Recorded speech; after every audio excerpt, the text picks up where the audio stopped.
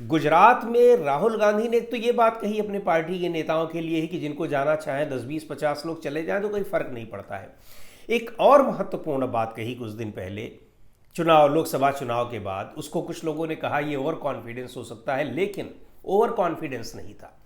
राहुल गांधी ने कहा कि हमने इनको अयोध्या हराया है और हम इनको गुजरात भी हराएंगे। अयोध्या हराना इतनी आसान बात नहीं थी।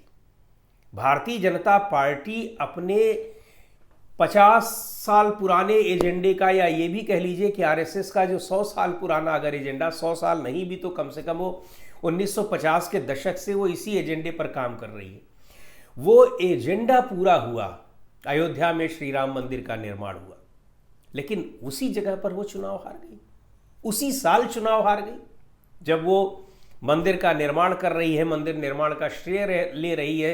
केंद्र में राज्य में दोनों जगह उसकी सरकार है, चारों ओर उसका डंका पीटा जा रहा है और भारी बहुमत से वहां चुनाव हार जाना ये मजाक बात नहीं थी।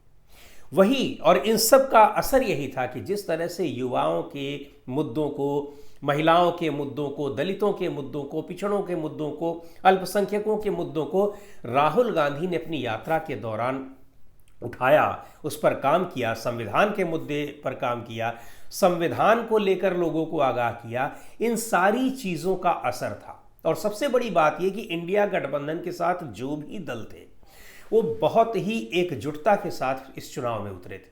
उसका नतीजा रहा कि वहां पर चुनाव हार गई भारतीय जनता पार्टी। उसी कॉन्फिडेंस की बदौलत राहुल गांधी ने कहा कि हम गुजरात भी जीतेंगे, और उस कॉन्फिडेंस को और एक मजबूत आधार देने के लिए ये उसी दिन शायद तय हो गया कि राष्ट्रीय अधिवेशन गुजरात में होगा।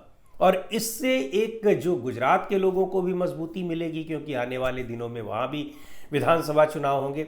और दूसरी बात ये कि 30 साल से भारतीय जनता पार्टी ने जो गुजरात मॉडल प्रचारित किया हुआ था, उस गुजरात मॉडल की पोल पूरी तरह से खुल गई है।